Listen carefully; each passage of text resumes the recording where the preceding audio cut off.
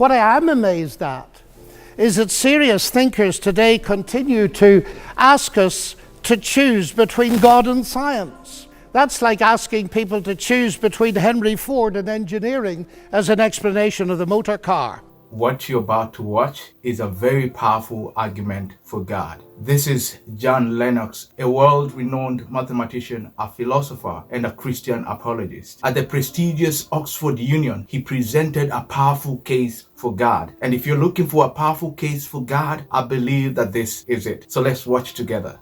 I believe in God. I believe in the supernatural God who created the heavens and the earth. I believe in a God who holds the heavens and the earth in existence.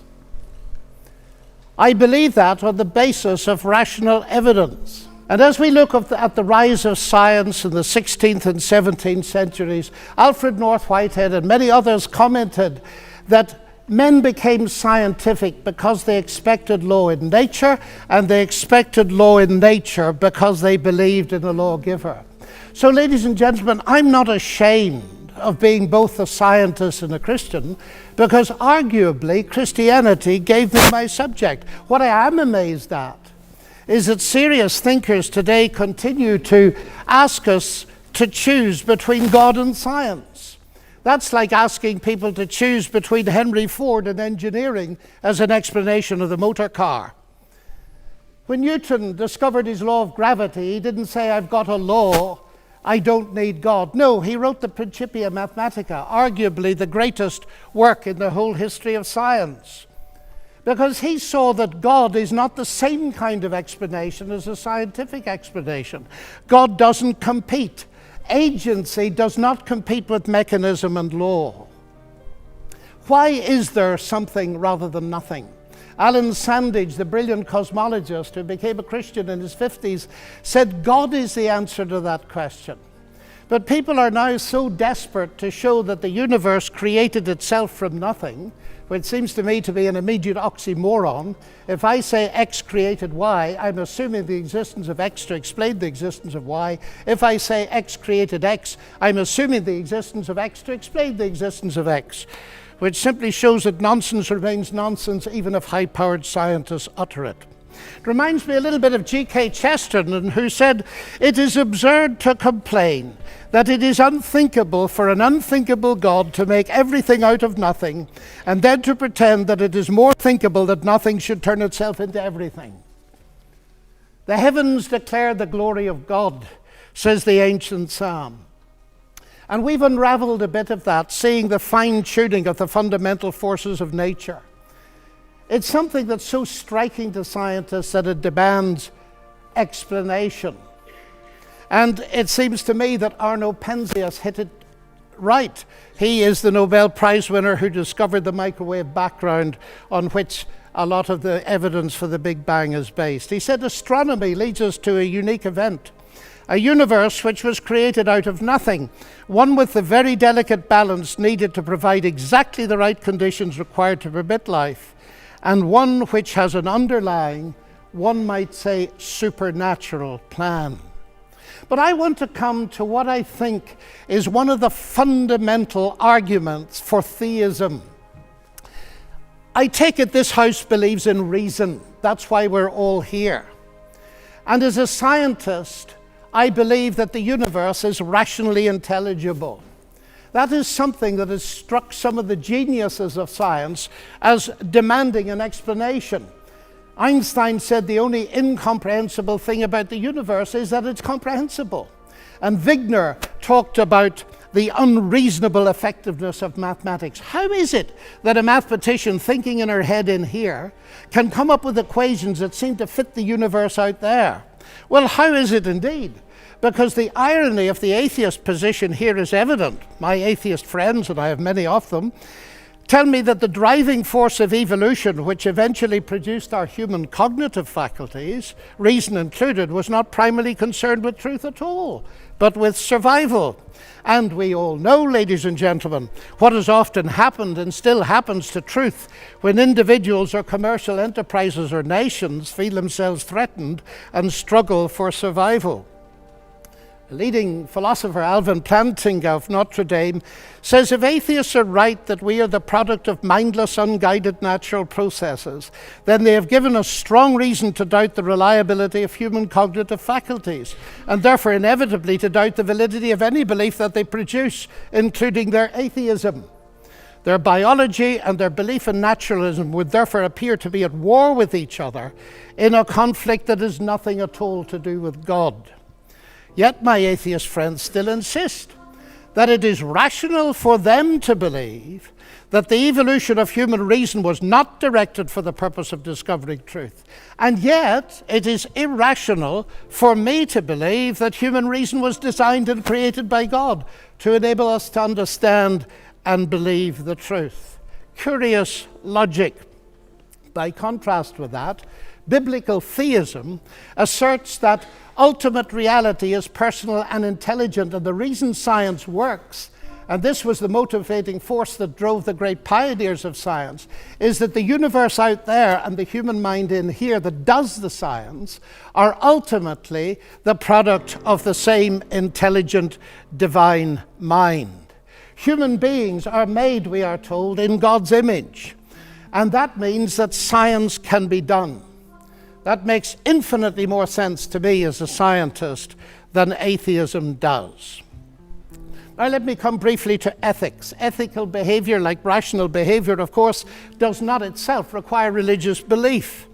This is consistent with the fact that humans are created in God's image as rational moral persons.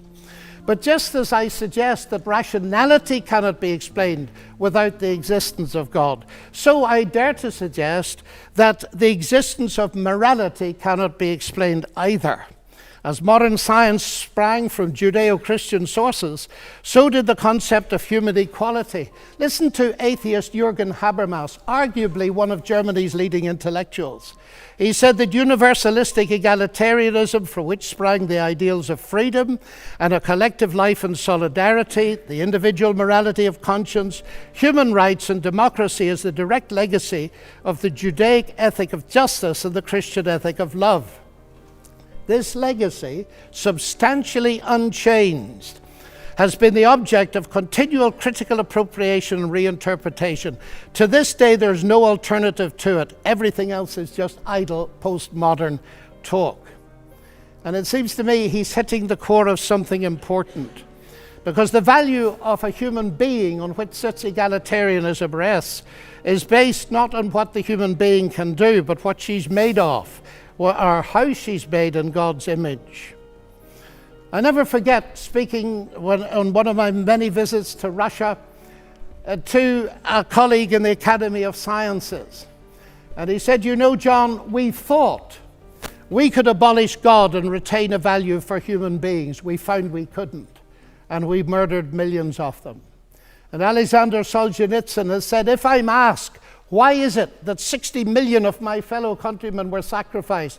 He said, the answer is, we have forgotten God. Science, of course, marvelous as it is limited. Even a Nobel Prize winner, by analyzing a cake, cannot tell why it was made. But Aunt Matilda, who made it, can tell you. She can reveal it to you. But if she doesn't reveal it to you, you'll never know. And that brings me to my next evidence. It's the same with the universe. We can analyze it magnificently, but ultimately, if it has a maker, and I believe it has, only he can tell us what it's all about. And he's done so in the powerful narrative of the Bible, in particular in its analysis of the problem with humanity, not simply in terms of behavioral breakdown between people, but a vertical breakdown of trust between us and the Creator. The unique solution to that problem is not simply in terms of human ethical development, although that's very important, but in terms of something far deeper altogether. The restoration of the fractured relationship with God through the salvation he has brought through Jesus Christ. A radical relationship that empowers us to live ethically from God. And here we reach what for me is the chief evidence, not only for the existence but the nature of God. It is Jesus Christ.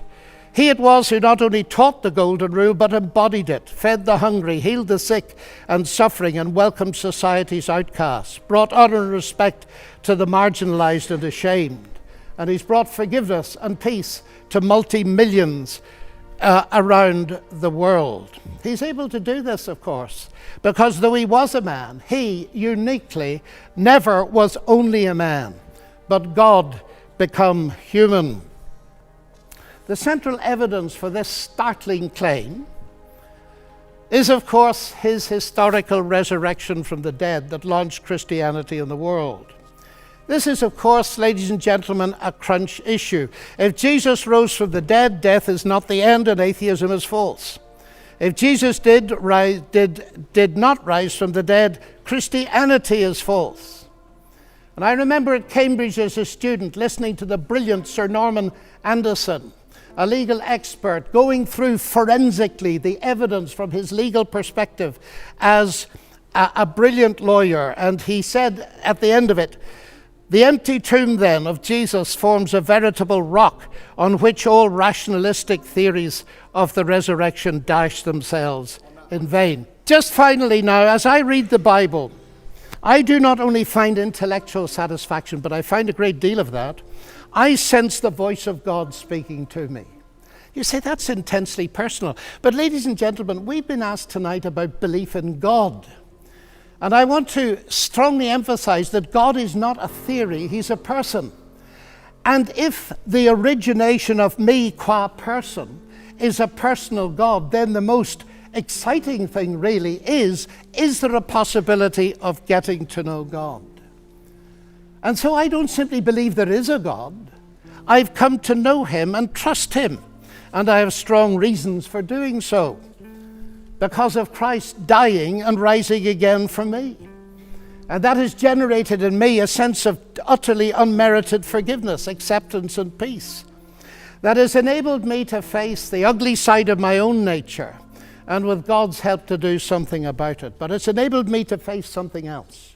The hardest problem I face as a Christian is the problem of evil and pain.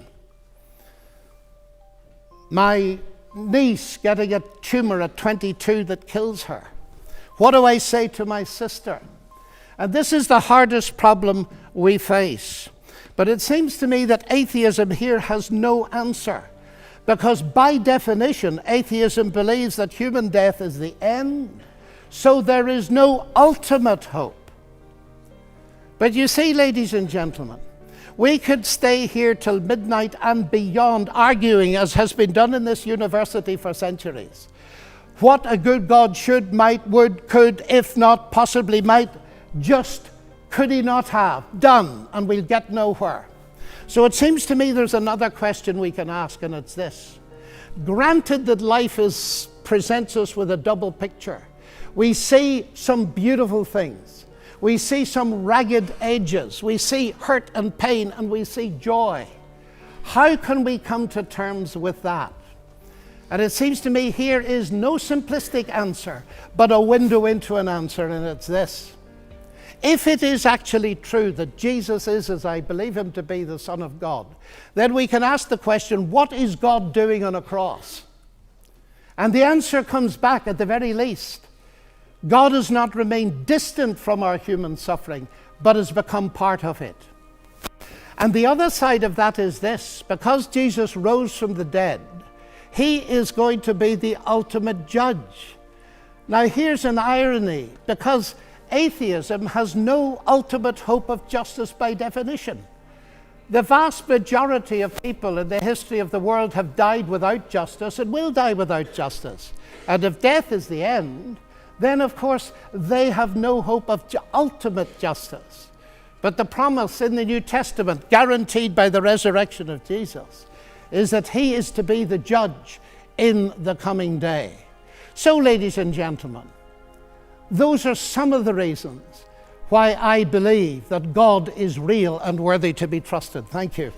The existence of our God is real, and our God is personal. He is a personal being who desires a relationship with you. John Lennox's arguments resonate because they touch on something deep within us, a longing for truth and a longing for a guiding hand in this chaotic world. And as he has beautifully explained, our God is real, our God is personal, and is a personal being who desires a relationship with you. He is not some distant thing that is uninterested in your affairs. But also remember, faith in the God that we believe in is not merely intellectual assent. No, as Jesus himself speaks about this in John 14:6, he says, I am the way, the truth, and the life, and no one comes to the Father except by me. Now, this just tells us that for us to have a relationship with God, this will only happen when we put our faith in him through his Son, Jesus Christ. That is the only way that this is going to happen. And as John Lennox has explained to us, the Bible in its entirety is a testament to the existence of God, and it matters how you and I are going to respond to that, whether it be that we accept that truth or we discard it entirely. Think of it this way: a watch is a complex, intricately designed mechanism that serves one purpose, and that purpose is to tell time. I mean, we wouldn't look at a watch and assume that it came together all by chance. No, in the same way, the complexity and order that we see in the universe points to an intelligent designer. And therefore, just as a watch implies a watchmaker, creation implies a creator. And as we conclude, I want to thank you for being here. And may the truth that has been shared in this video really resonate with you and lead you to a deeper understanding of the existence of God and his love for you. And I pray that you will honestly seek him and experience the transformative power of his grace. Thank you, and may God bless you abundantly. See you in the next video. God bless you.